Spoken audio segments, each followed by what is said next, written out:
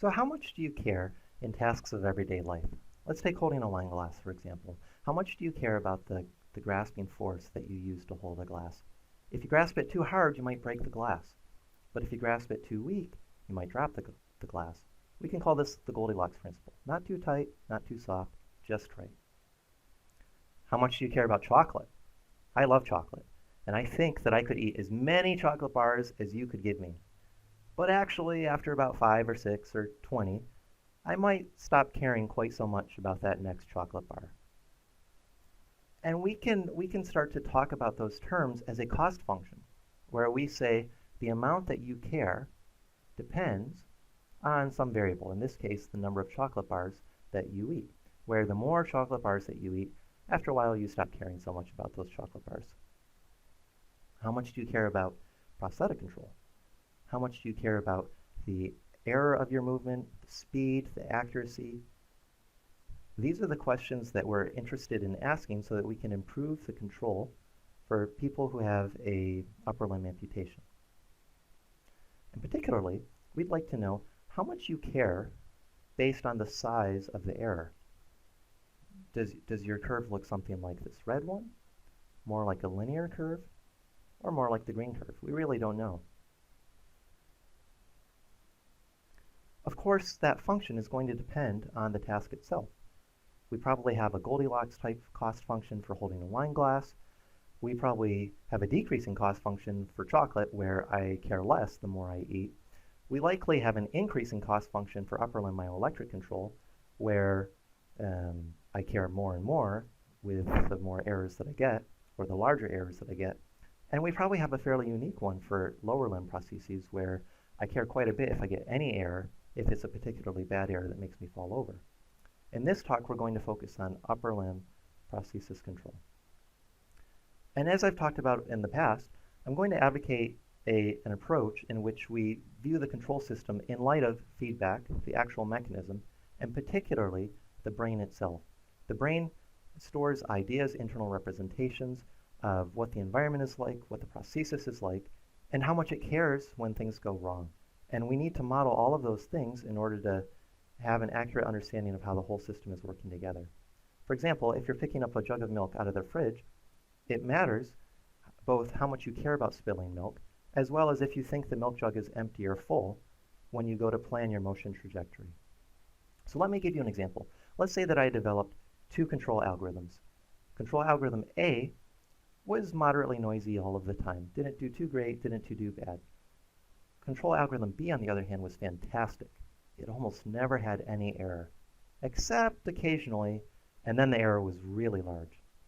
Which one's better? Well, we can't answer that question until we have a cost function, until we know how much you care based on the size of the error. Once we have a cost function, it's very easy to evaluate the total error that the two controllers generate and to choose which one results in the lowest cumulative error. So how can we measure how much people care? Well, this is actually a fairly tricky thing to do, and we've relied heavily on an approach developed by Cording and Wolpert in 2004, in which they show people a trajectory that moves across a computer screen, and they ask them to track it on average as best they can. Let's say, for example, that at this moment in time, they're doing a fairly good job tracking it here. But we don't show them their actual tracking position. We show them a blinking cursor, and that cursor scatters all over the place. And the amount that it scatters all over the place is based on a skewed distribution, which means it's more often than not going to land on one side than an equal distribution bouncing around between both sides. We're using two-site isometric EMG control because we're interested in upper limb prostheses. We're using proportional velocity control, and we're asking them to track a 0.5 hertz signal. We tested this on 24 able-bodied subjects. Now, it's really hard for us to extract a cost function, but here's the approach that we used. We varied the skewness parameter, ranging between 0.1 and 0.8 or so, where 1 means there's absolutely no skew, it's bouncing on both sides of the actual position equally, and 0 means infinite skew, it's always to one side of the controller. And now, this is how an actual subject responded, how they adjusted their average value based on that level of skew. And we would like to extract a cost function from that. The way that we did that is we started with candidate cost functions, for example, a linear cost function.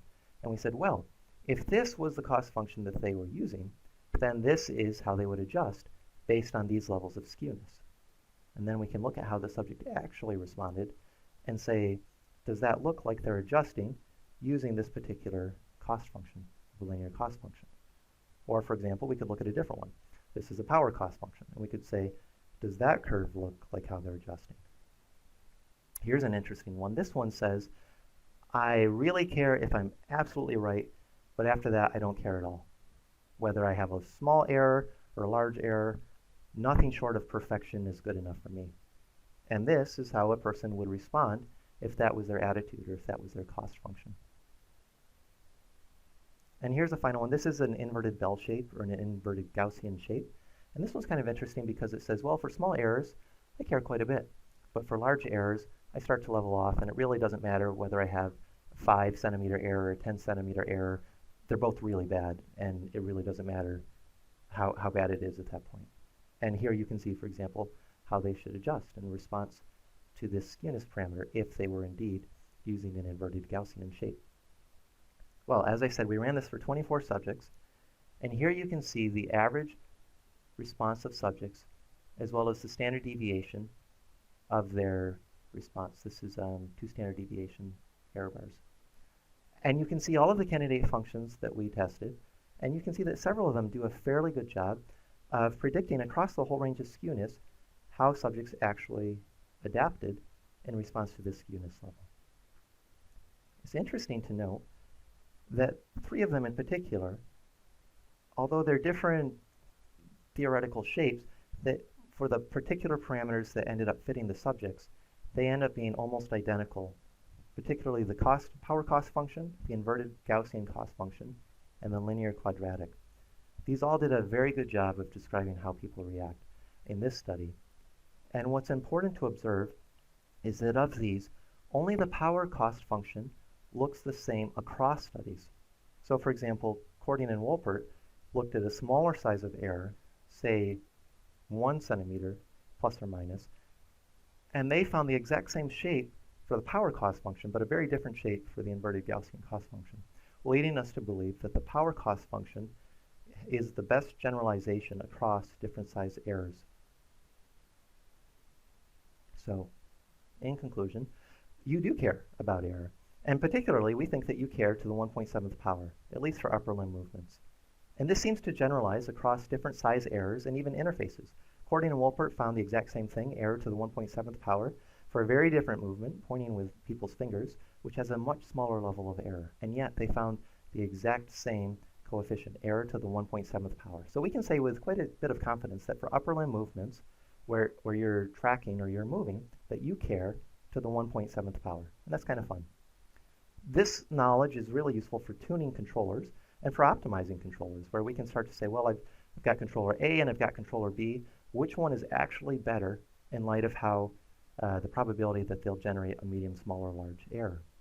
And this is particularly useful when you remember that EMG is an asymmetric control signal due to rectification.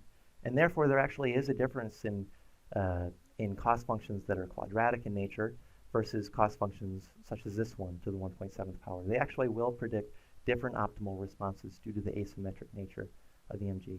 So we're really excited about the knowledge that we've gained from this project, as well as the fact that it seems to generalize so well across upper limb movements.